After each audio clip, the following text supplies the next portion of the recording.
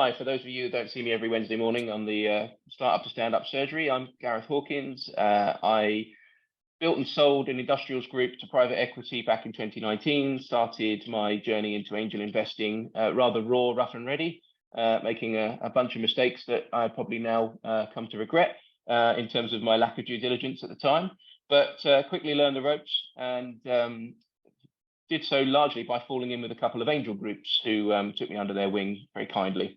From there, as being a joiner as I am, from there I joined the board of Henley Business Angels, which was the business angel group that I settled on in the end because I liked their style, and am now a director of that network, which is affiliated with the Henley Business School and the University of Reading. And thereafter have obviously been quite heavily involved in coaching and mentoring and non-executive directoring and advisoring in various different businesses of different sizes, and have recently, in the last 4 months, joined the Block Dojo Web3 Incubator London program as their investment director, working with some super exciting, innovative businesses and formidable founders, one/some of which are on this call. Nice to see you, Annie. Let's get into the landscape of the UK business angel scene, shall we? There are 86 business angel groups in the UK, according to the UK BAA. And those 86 vary quite significantly in their taxonomy and nomenclature and style. And interestingly, there are about 11,000 businesses every year that seek some form of early stage funding, but only a very small percentage of them actually secure the full funding that they seek for their pre-seed round or seed round.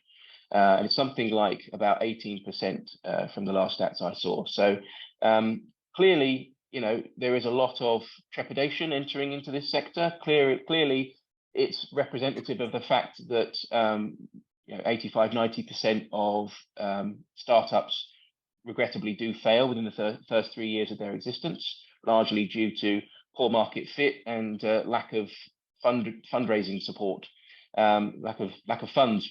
So what's really important for me as a consequence of this presentation is that those folks that are out there raising money at the moment can really save themselves a lot of time, heartache, anguish, anxiety by zeroing in on the angel groups that might be worthwhile working with and perfecting a kind of a strategy for how they're going to go about raising investment from them.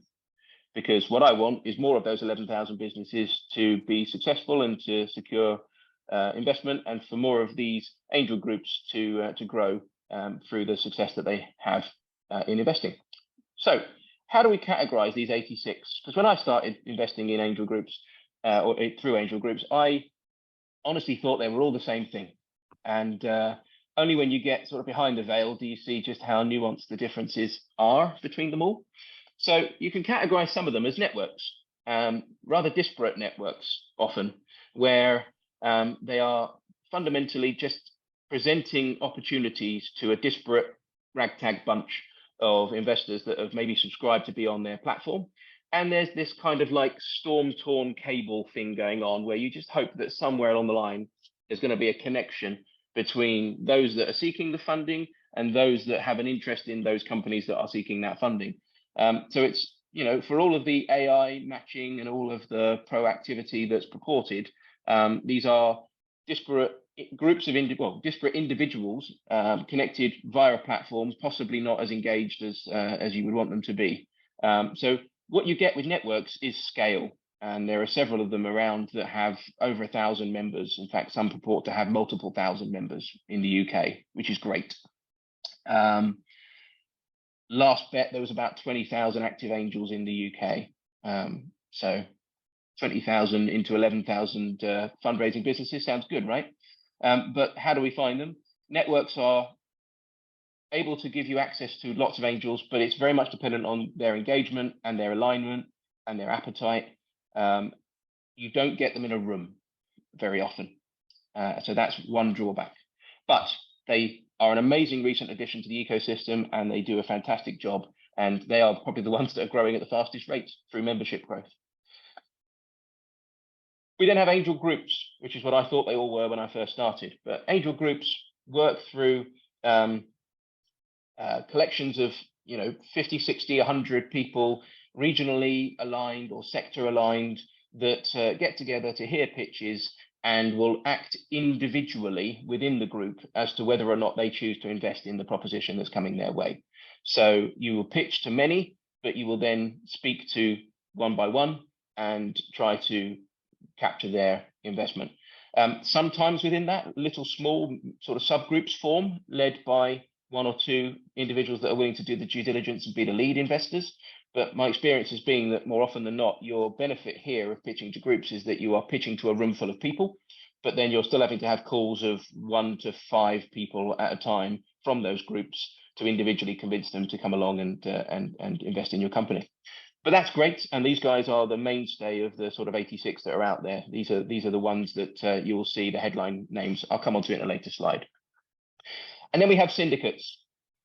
And syndicates are fun because ultimately a lot of the members have frequently delegated their kind of power of attorney, if you like, to a lead investor or a syndicate manager who knows the agreed thesis, knows the agreed appetite, knows the agreed sort of ticket size and allocation for the period, and will effectively commit the syndicate members' funds on their behalf into investments that they may or may not have individually approved.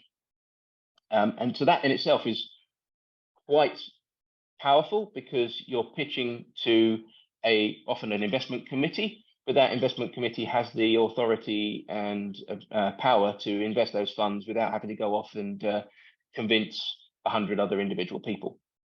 So networks, groups, and syndicates, all slightly different, but all parts of the bigger wheel. So an angel network is ultimately a distributed platform that connects investors with opportunities. And here are some examples. Okay. Full disclosure, I am an early investor in Connected as well as an investor on and through Connected. But they are one of a number of platforms that will allow you to pay a membership, list your company, and be connected with a number of angels that might fit the vertical and the size and stage that you are at. So Angels Den's another one, AIN, the Angel Investor Network, is another one, and Angel Groups is another one still. Probably Angel Groups is really fast growing at the moment. They purport to have well over 1,500 active members, active angel investors, and I've done some shared due diligence with them recently on a couple of deals, and actually the engagement there is rather good. But you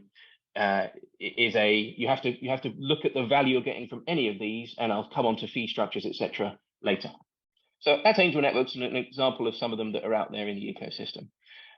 Angel Groups, they're curating opportunities. They are filtering down opportunities from, let's say, 30 applications for 5 pitch spaces on regular events. And they'll bring those to their members that maybe don't have the time to go off and find their own deal flow and don't have the time to do a lot of their own due diligence. So they're relying on the angel groups to do some curating and some refining and ask some probing questions. But then the groups will all be made up of members, and the members will act rather independently. So some of those, Cambridge Capital, great group that we've co-invested in recently, 24 Haymarket based in London, Minerva Business Angels, which is assigned or attached to Warwick University, Warwick Business School, Southern Angels, which was formed through Surrey 500 and Kent Angels, I think, in recent years. They're a good bunch. You've got Bristol Private Equity Club, Oxford Innovation, Southeast Angels down in Brighton, and good old Henley Business Angels based in the Thames Valley. And so we all work in a sort of similar fashion, where we will attract your applications, we'll interview you, we'll curate down into a selection of a small number of maybe 4 to 6 per quarterly event, say, and present them to our members and give you the opportunity to come and pitch to those members, which is the most important thing you're looking for here, second to the money, of course. And then syndicates, you can think of more as like mini discretionary funds. So they're not VCs because the members are all participating. So They're slightly outside of the FCA approval capture for financial promotion and deal discovery. But what you have got is a group of people with like mind that have clubbed together and said, "Yep, this is our thesis. These are the kind of companies that we want to be investing in, and I trust you, Bob, to do this on our behalf." Or we might be a team of Bob, Phil, and Jan, and they might sit there as the investment committee working on behalf of 50 others that have all put their money into the fund or into the syndicate. And these syndicates are powered by a lot of these up-and-coming SPV vehicles these days, like Vauban and Odin. And in the States, this is how a lot of deals are done, through SPVs consisting of syndicates and individual high net worths and other kind of LPs, if you like, limited partners.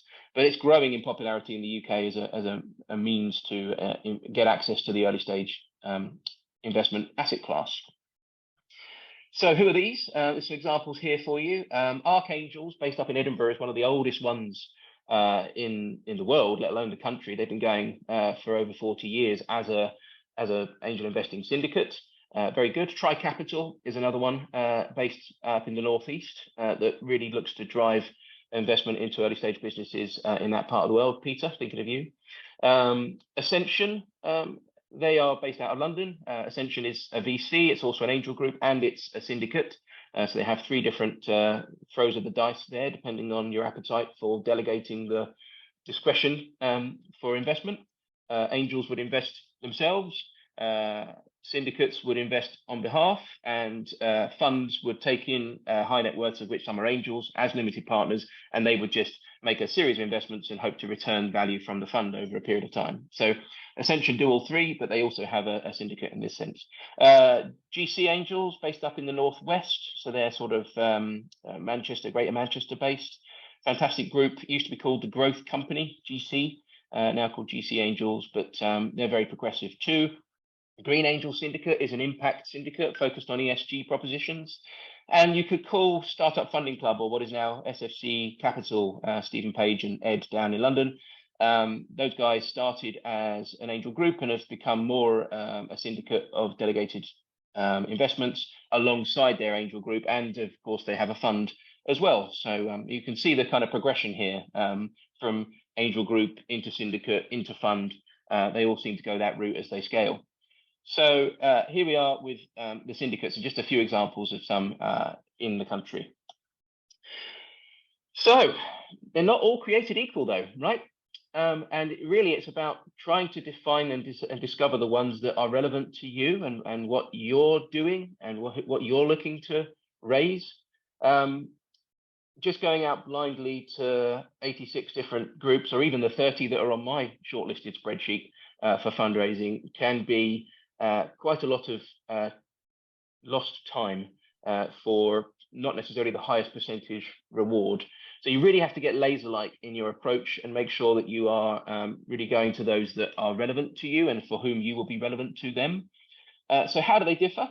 Well, here is just some of my long laundry list of nuanced differences and criteria that these different groups and networks and syndicates will be separated on. So some of them will charge you to pitch. I have mixed feelings about that, but some of them, of which Henley Angels is one, will just levy you a success fee on the money that you raise. So you could find yourself in a situation where you are going to an angel group and paying even just an application fee to be considered for pitching that you may never see again if you don't get selected. Or you might be encouraged to pay, say, 1,500 quid to dance while we dine.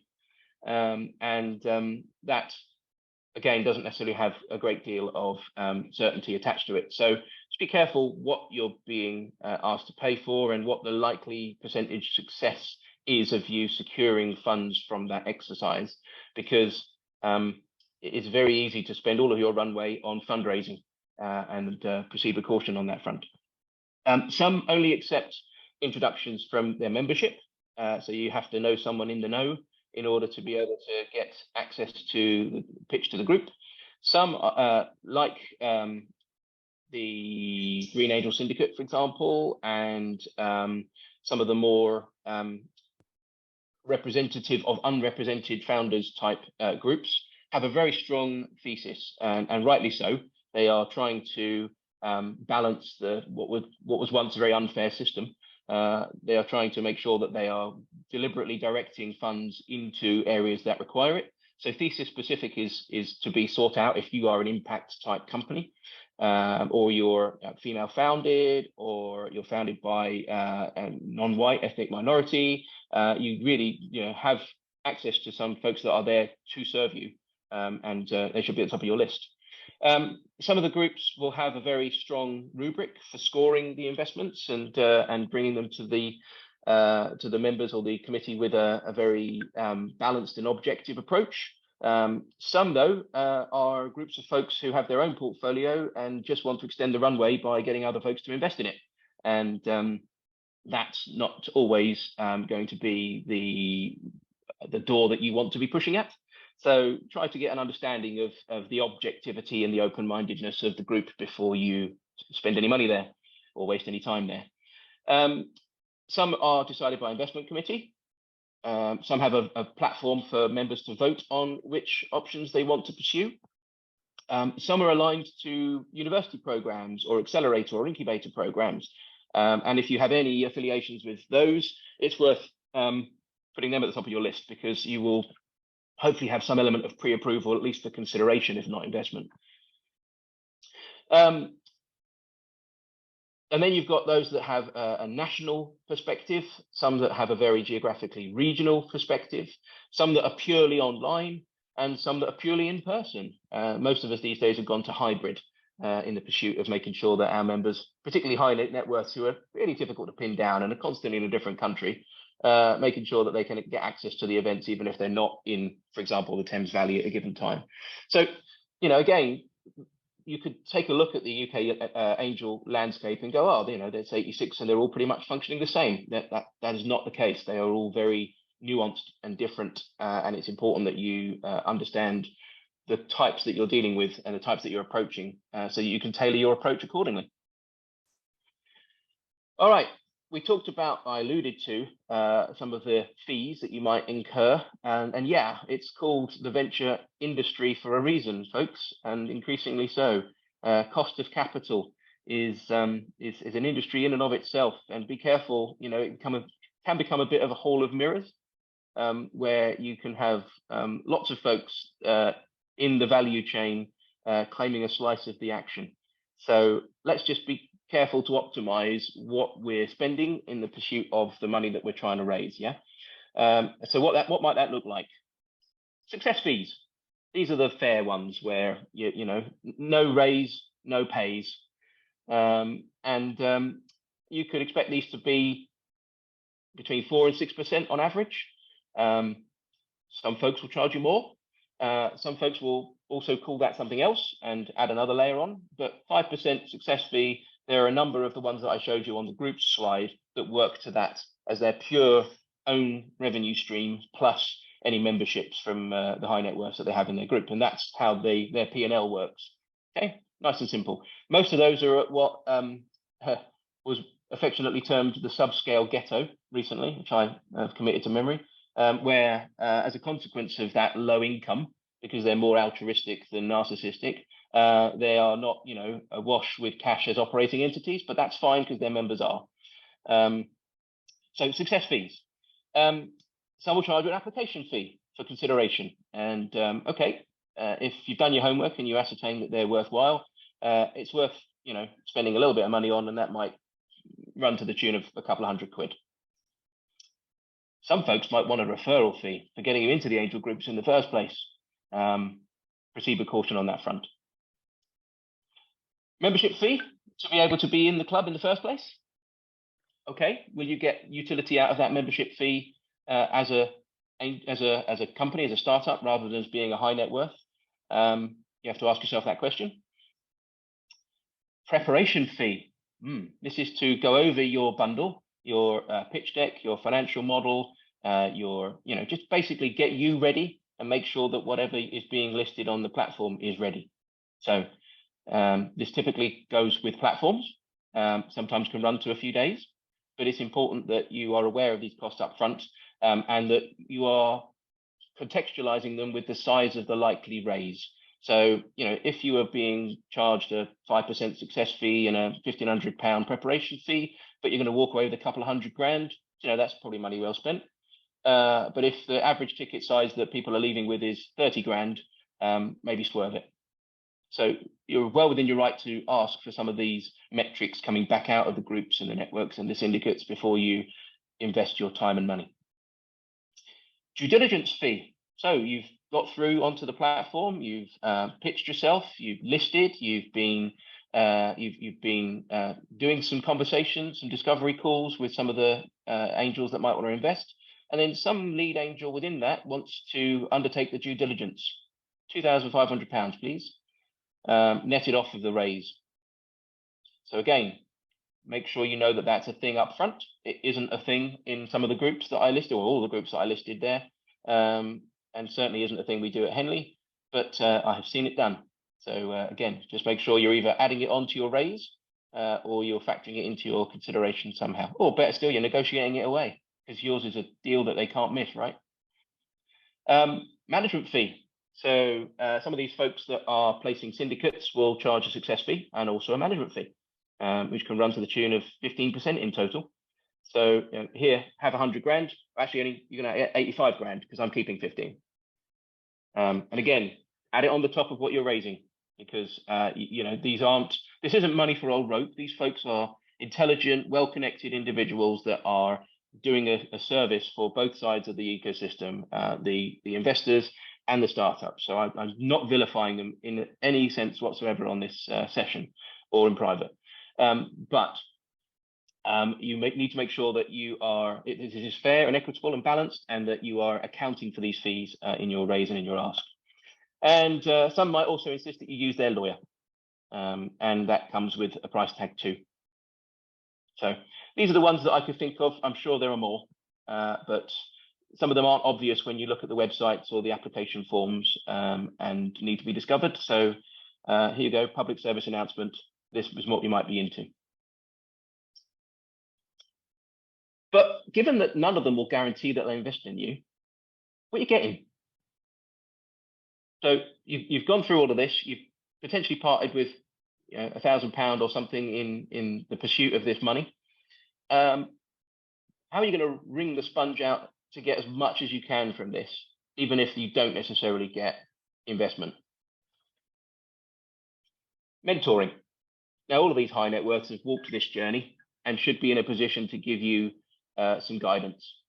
And so if you can come away with a mentor, that in itself could open numerous doors for you and be transformational for your business. So I would hope that the ones charging fees also provide a clear path to mentoring. Co-funding. So they might actually exponentially open up doors to even more than just their network. They might be bringing, for example, if you're at seed and you're at revenue and you've got some traction, and the group that you're working with here has maybe 3 high net worth 50K ticket angels that are willing to join, that might unlock the angel co-fund for you, ACF Capital up in Sheffield. And so Paul and Elizabeth and the team there might be tucked in with some of these angel groups to get the heads up when a deal looks great, and meet the criteria for ACF to come in and co-invest. And really, angel sponsorship is the only way to get ACF on your cap table. So this could unlock significant amounts for you. Sorry, I didn't mean to make that disappear. Advisors. So think about whether you want mentors to take a more permanent, possibly remunerated role in your advisory board, or even better still, if you're later stage and you're pursuing institutional investment, you might want non-executive directors. There are plenty of recruitment companies out there that will charge you placement fees for non-executive director searches, like New Role. But do you want to pay them? If you want to look for those that might just work on an equity basis, small slice of the action, these angel groups can be gateways to non-executive directors, or at least the best advisors, investing advisors, one would hope, in the shorter term. PR. Have a look and see whether they're active on social media or in trade press, or are putting out loads of articles about the investments in their portfolios. Once you're in the stable and you're part of their portfolio, they should be evangelizing about you, right? That's what you're paying them for. So have a look and see whether the groups are actively engaging a social media manager or a marketing, a comms manager or something, and pushing out some collateral into the market that would be to your benefit. This is all about evangelism, right? And so you'd want them to be doing that for you. Some, not to toot my own horn, but some, like Henley Business Angels, run an investment readiness workshop, which when you apply to, you get to access for free. We ran one yesterday, and I can see a few faces on this call that were there. Hi again. So that's a full-day workshop where we bring sector specialist speakers from all walks of the ecosystem, legal, IP, HR, finance, tax, but also the investor's perspective on due diligence and on portfolio interaction, and entrepreneurs, previous entrepreneurs that have come through and have successfully raised, and giving you tips on pitching and pitch decks and what to expect. So really open book day, quite thorough, quite deep, quite a lot of sitting down watching a screen, but bloody worthwhile. And we get some really great feedback from the attendees there. And so if you're going into a network or a group and you're being asked to pay a success fee, look for the value adds, and an investment readiness workshop is definitely a clear value add. It's almost like what you'd get from an accelerator, but condensed into one day. So ask for demonstration of value, ask for proof, ask to be connected with previous investments, and ask for testimonials from other portfolio companies, ask for case studies. You are well within your rights, especially as we're moving towards a constriction, if you like, or a change in the economic cycle. People have capital to deploy, and so just as we're seeing VCs having to present themselves in a palatable fashion, so do angel groups, and it should be a two-way street, should be a communication, should be a dialogue. So how does it work? When you are going through the process, going through the funnel, as we affectionately call it, where does it start? Where does it end? What does it look like? Well, it starts typically with filling in a form, right? You're applying somehow on the website normally, or through an email, through a jot form or whatever, but you're submitting your outline proposal, your ask, your deck, potentially your financials, and hoping for a bite on that baited hook. That will go to a panel that will do some initial screening. So a little bit of insight. At Henley, we get about 20 to 25 applications every quarter for 5 spaces. And we, in initial screening, is this a business that actually is at a stage where we could consider interviewing it for investment? We whittle that down to about sort of 15 to 18.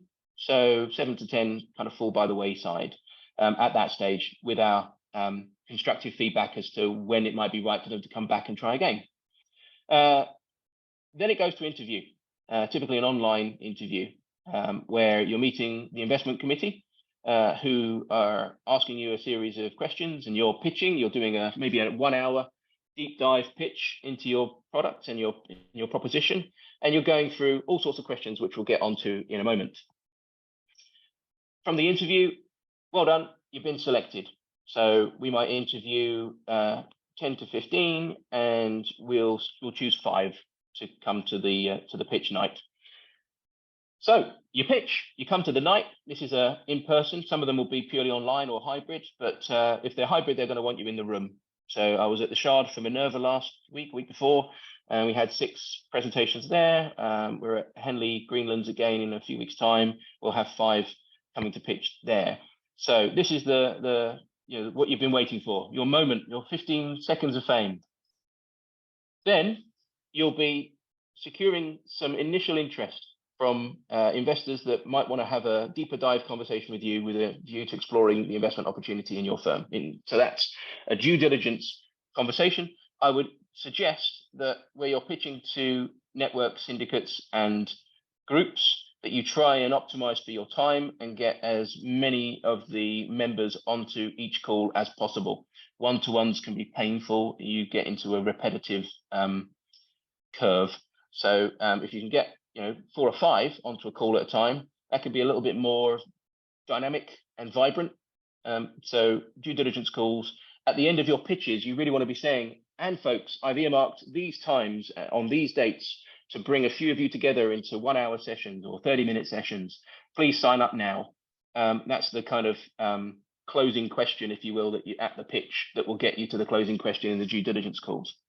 So the due diligence calls have gone well, and you've asked them for investment. You've offered to send them your term sheet, right? So you'll send them yours, or in some cases, they'll send you theirs. Always good to take the initiative on that one if you can.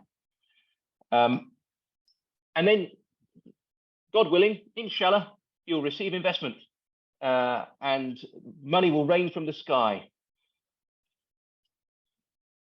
That will be part of your overall round. You'll hope that they will also open doors for you to secure from other groups or angel co-fund or something, but you'll ultimately close that round. And if you're on an ASA, you'll have had them invest up front, or if you're using an SPV, you'll have had them pour their money into escrow into that. But you can close the round, issue the share certs, and ultimately issue the EIS, SEIS 3 forms in quick succession thereafter. And then you get an invoice for your success fees from the angel group. Now, some syndicates will net those off, so you'll just get the net sum and an invoice telling you that they've kindly debited you for the money. That's all well and good. Save some of the paperwork, right? But in Henley Business Angels case, you get the money from all these disparate angels, and then we add it all up and send you an invoice, which we sincerely hope you pay, because we know where you live. Right. But let's look back a few steps at the interview, right? What are they expecting from you in an interview sense? We're expecting competence and confidence, all right?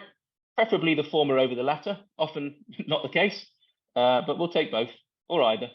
But really, we want you to know your shit, right? You need to be able to demonstrate that you are a subject matter expert in your field, that you have a strong value proposition, that you've got a great strategy. And if the strategy doesn't go according to plan, you've got a contingency. So we'll get onto in a second some of the kind of key scoring criteria that we look for. But in a sort of high-level summary, we need you to show up competent and confident with a clear strategy and a contingency for if it doesn't go right. And if you can add all that into, massive market, strong team, highly demandable products, massive recurring revenue, all the things I'm going to talk about in a sec, then it will be fun coupon, shut up and take my money. Now, this is the best preparation that you could possibly hope for, reading Phil's book, because this gets right inside the mind of the angel. And I could probably run further past this than I have if I try and repeat all the stuff that you can get in your own time from reading Phil's book. This is an incredible resource. I commend it to your bookshelf, or better still, your bedside table. Better still, no, I won't go there. You read it, you enjoy it, you assimilate it, and you utilize it in your interviews, because this will open many doors for you. But what do they want from you, really? What words they want to pour out of your mouth? What bullet points or tick lists are they actually going through to make sure that they are finding relevant, exciting businesses to invest in? Well, lo and behold, we need you to have a strong team. We need you to be absolutely mustard, or you and in combination with your team to be the best at what you do. We need you to be serving an outsized market with an unmet market need. We need you to hopefully be demonstrating some recurring revenue, because what we really don't want is this to be one-offs if we can help it. And lots of the obsession with SaaS platforms has kind of driven that expectation about recurring revenue. We want you to have an unfair advantage, some possibly demonstrable demand and defensible moat. So that unfair advantage and defensible moat really, for me, go hand in hand. What do you do that no one else does? What's your secret sauce? What's your IP? Even if it's unregistered IP, well, what are you doing that's going to make it difficult for others to come in and eat your lunch? And the demonstrable demand really is traction, right? Have you got people that have signed letters of intent or joined your beta program? Have you done the takeaway test?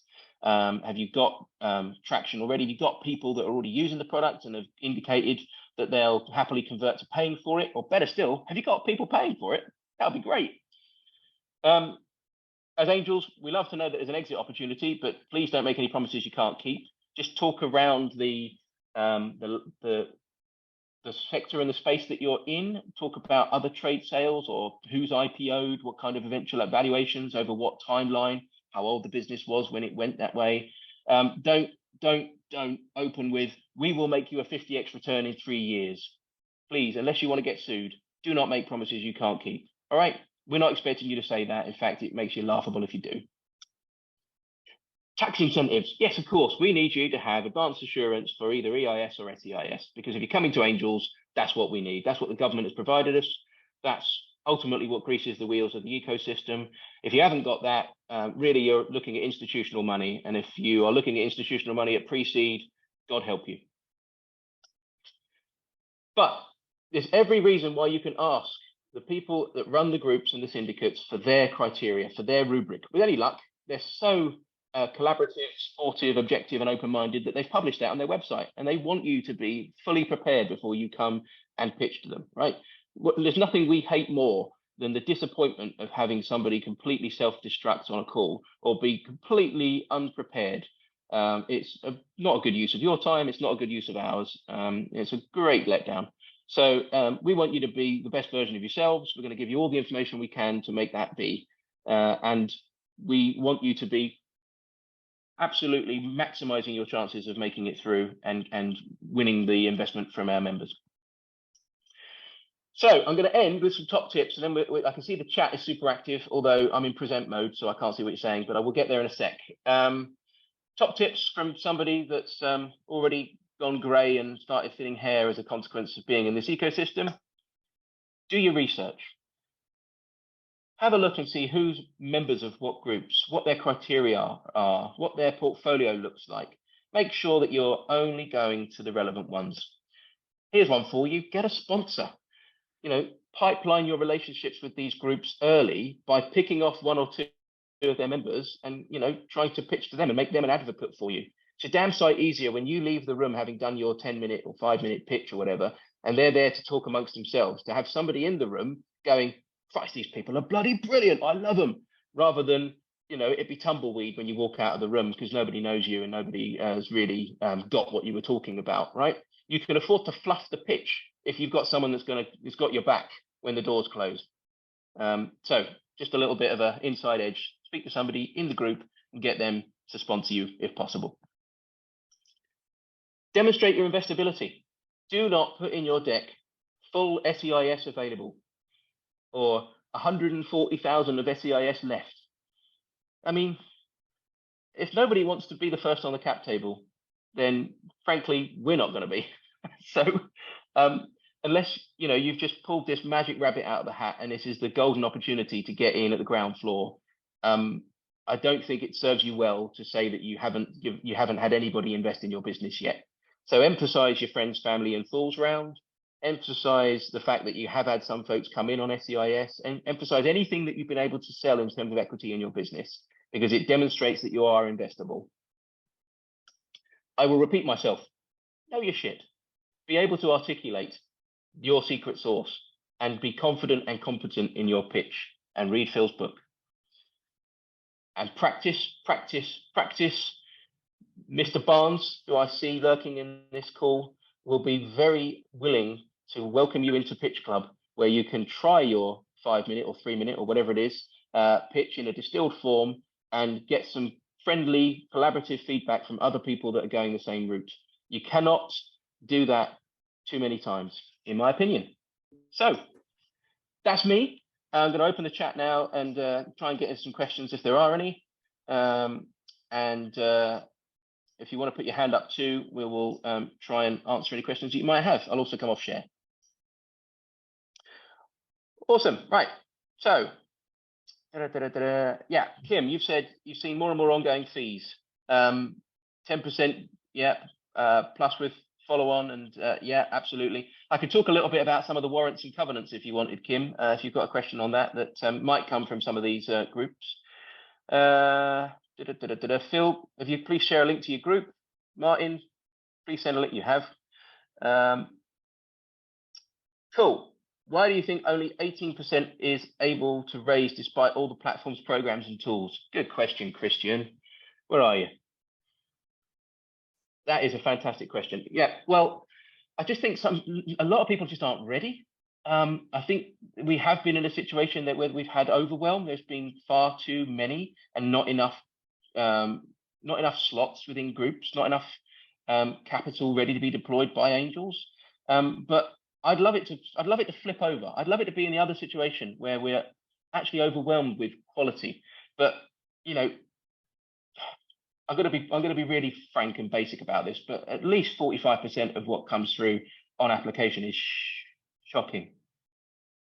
And there's work to do to really improve that and make them investable. Okay.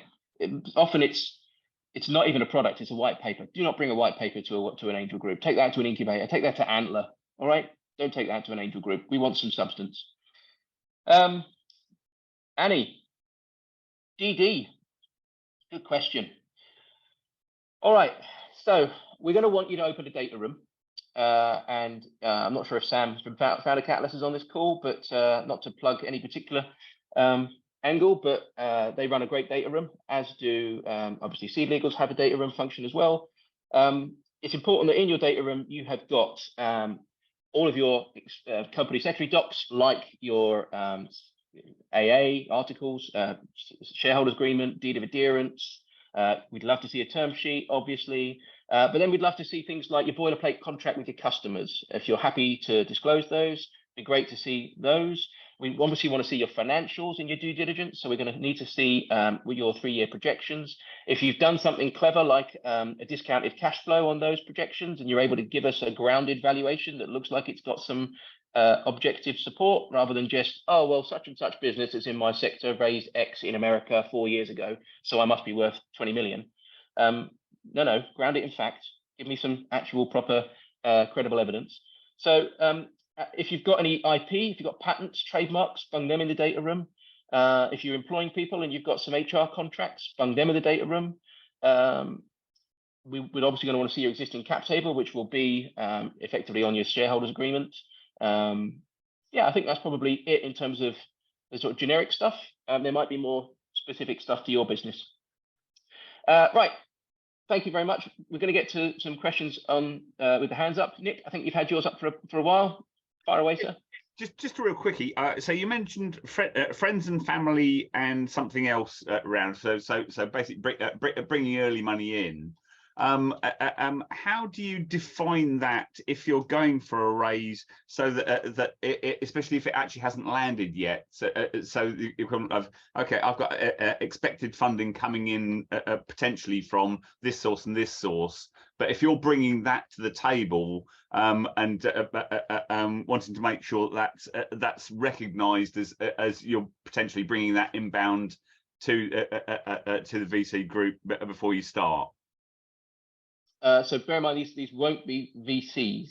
But is your question around introductions then, Nick? Well, yeah, it's just wanting to recognise the value that we're potentially bringing into the conversation. Of we've already got these people that are potentially committed to providing funding, both to recognise the value that adds to the proposition, but also to make sure that somebody isn't trying to extract a value from having brought them in when you've already brought them thing. Yeah, absolutely. Well, I mean, you need to know before you send any term sheets who's got their hand out waiting for some referral money. You need to be very careful about that. But on the demonstrating commitments, Kim's nailed it. I would call them soft commitments until you've got people that are willing to go on record or on your cap table, right? Yeah, you're right. In the friends, family and fools round, definitely emphasize that you've been invested in, of course. And if you've got people that are in this round that are committed, soft pledged or whatever, make sure you mention in summary, we have 150K pledged from 4 angels. That'll do. If someone says, can I ask who? You can ask why. That's not really important. And if they can ask whether that's actually wired in, you say, no, we haven't closed the round yet. So, if they say, have they signed your term sheet? You say they're in receipt of our term sheet, and they have pledged to support this round to the extent of 150K across 4 of them. That's all you need to say, right? If you have an angel that has wired their money in and has been, fund coupon, take my money, and they're willing to be an advocate, get them on calls with you. That could be great for galvanizing other interest. Yeah. That answers your question. Yeah, that's really helpful. I mean, Yeah, we can talk about this another time, but yeah. More than happy to, mate. Always happy to take it offline. Mr. McSweeney, grill me. Hi, Gareth. I'm not going to grill you. I'm going to say very, very many thanks for your plug, obviously. I Anytime. also want to plug Martin and Pitch Club because I'm a member and it's great. I get a great deal from it. I want to say or reaffirm and add to, you should qualify every angel group you can and every member of every angel group that approaches you to talk about investment. Because in my experience, there are sometimes just a few members that are not serious investors, but the membership is not high, and you find people like solicitors, accountants, wealth managers, you know, who it's just another channel for them to kind of get to know people. So, you know, just be careful, a bit of caution there. And then my question was about exit and the whole challenge of recycling money, if you like. I know so many angels that have had dead money tied up with companies for years and years and years, and it stymies them in thinking about, you know, how they can invest more money because they're not getting money back out from their investment. Well, I love that question, and that is a whole other discussion. And I'm willing to just do 30 seconds on it if you'd like. But in reciprocation to your thanks, thank you for writing that book. It is an amazing asset and contribution to this ecosystem. So thank you. So yeah, we do tie up our money. We are patient capital, aren't we? And we expect that horizon to be what, 5 to 7 years, I guess, before we get big payday. I've spoken to a number of angels in the last few weeks, some of whom have said, I like to get out at Series A or Series B and not see it through to the full, you know, liquidity event that might come from a trade sale or an IPO. To each their own, right? If the door is open and people are willing to allow you to exercise secondaries at that time, and you need the capital back, go for it. It is very much a personal preference thing. I'm seeing an increasing number of platforms out there that are enabling secondaries at any time, subject to obviously shareholder approval and the SHA being modified to allow free transferability of shares. Obviously, when you're investing under SEIS and EIS, you've got a 3-year lockup anyway, right? So we don't want the money. We don't want the money back because we don't. HMRC will knock our door and give all the other stuff back. So no, don't exit for 3 years. But at 3 years and a day, if you could just go and list on NYSE at a 40 billion valuation, that would be tremendous. Okay, and my little 0.05% will suddenly come home to roost.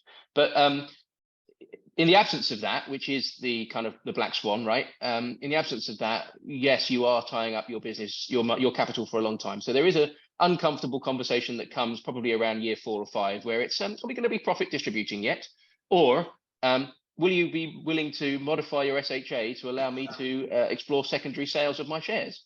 And platforms like Thunderbeam, Kim, thanks for the introduction to Ollie. Oh my God, what a legend! And others are making that so. So expect there to be more activity in that space over the years ahead, because I think you're not the only angel thinking, well, what if they don't exit? Well, and most don't.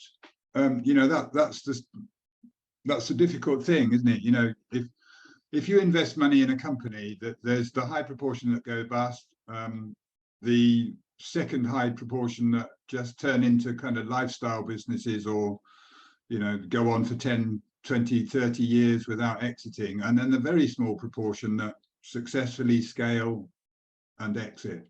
So and I absolutely agree with you. As a founder, you shouldn't go in with the promise of exit, but it makes it difficult for angels to think, well, what makes this a really great business to invest in if it doesn't look like it's going to exit at some time in the future? I mean, look, there are 3 ways in which value passes on from a founding team, right? Either through succession planning, through trade sale, or you know, the shares get sold to third parties, or regrettably they go to zero and the value is implodes. So you don't want the last one. if you're in for long enough, at some point someone will seek a liquidity event, right? Either it's a generational change, or it's a vertical integration or something. So Yeah. it's a first world problem we're facing here, Phil. But frankly, there's a chance that if it's got through its first 4 or 5 years, that at some point it will materialize into something liquid. That said, you can solve for that early with the ambition of the founding team, right? If they're coming to you clearly with an eye on a 5-year, 10-year exit plan, and they've considered their options, that's a little bit more reassuring than those that have gone, well, we're trying to solve this need and we're going to see how it goes.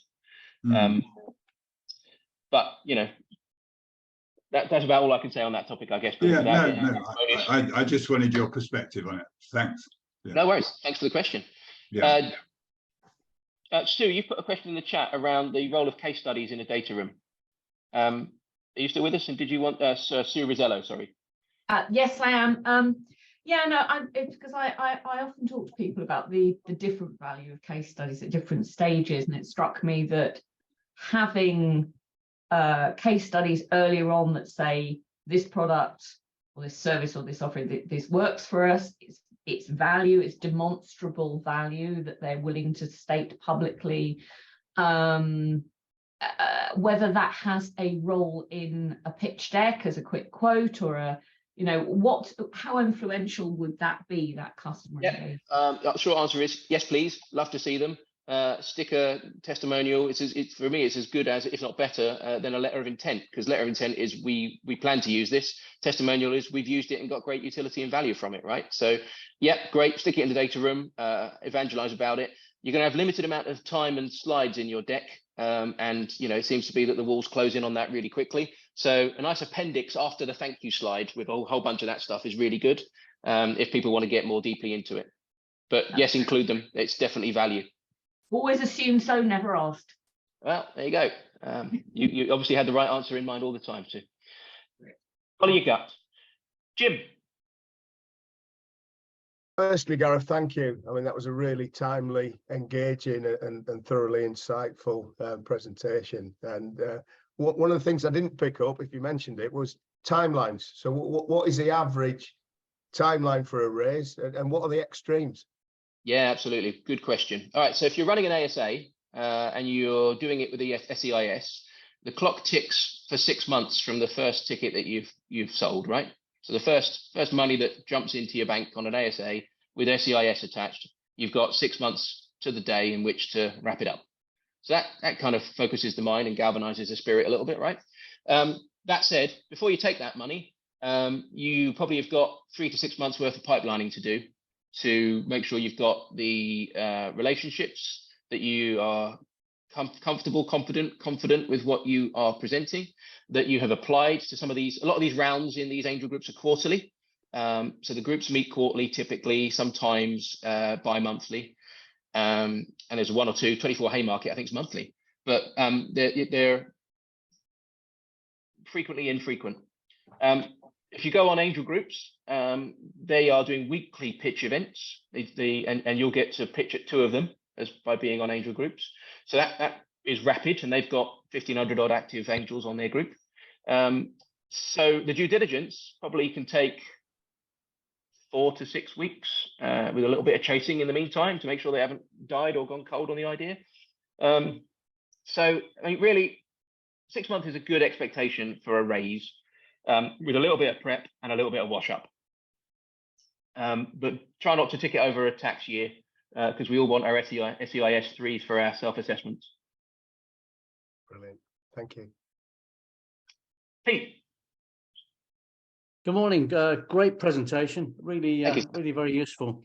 I mean, my problem is I've got a project that needs a lot of money, and it's going to take quite some time to develop before we get some income. I can see gain income from after a couple of years from associated work and that. But the problem I've got is it right for me to go for angels, or should I go for VCs? So what are the levels of funding that I think 2 weeks ago, somebody mentioned about £20,000 was the average investment for an angel into a project. And if I'm looking for something like a match funding with the government for £500,000, should I really be just going for VCs then? So on the 20K question, yep, law of averages, 20 to 30K ticket size, about right. There of that 20,000 active angels, there's a number of them that have done it through Crowdcube and have stuck $1 grand in or $5 grand in, right? So that's the outliers that are dragging it down a bit. And then you've got your ultra high net worths like Nigel Ray of Saracens and Domino's Pizza fame, who is prolific but has 100K minimum tickets. And so, you know, you've got you've got a mixture. Yeah. Sorry, Nigel, if I took your name in vain there, but you're one of my idols, my friend, and I'm sure he does invest at lower than that, but he drags the average up is where I'm going, right?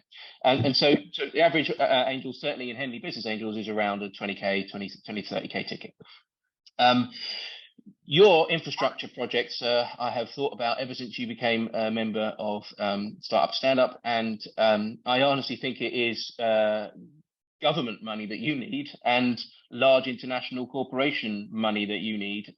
So VCs at a minimum, I'm not sure you'll move the needle significantly with lots of little angel tickets, unless you have some sort of research side or something that has the IP envelope that you could finance, which you then roll into the bigger, manufacturing play. I don't know, but yeah, I can do that. It does seem like institutional money is where you need to be going. No, great. Thank you very much. Pleasure. Right, folks. I think I've run to the hour, so they're about to cut the power off and kick me out. Any final comments in the chat? I think, put my email up, but you can get me at gareth@startupstandup.com, and I'll be happy to book any offline calls with anybody that wants to chat. A big thank you to you all, particularly to Startup Stand Up for letting me chunder on for an hour. And I expected there to be 3 people in this room, not 33. So thanks very much for giving up your time this morning. That was really good, Gareth. Brilliant. Cheers, Phil. Much appreciated. High praise, sir. High praise. That was excellent, and we're lucky enough to have a recording, so we'll get that distributed, and we'll see everyone on Wednesday. So for those visitors, if you want to join us for a session on a Wednesday, please get in contact with us. Email addresses and a LinkedIn in the chat.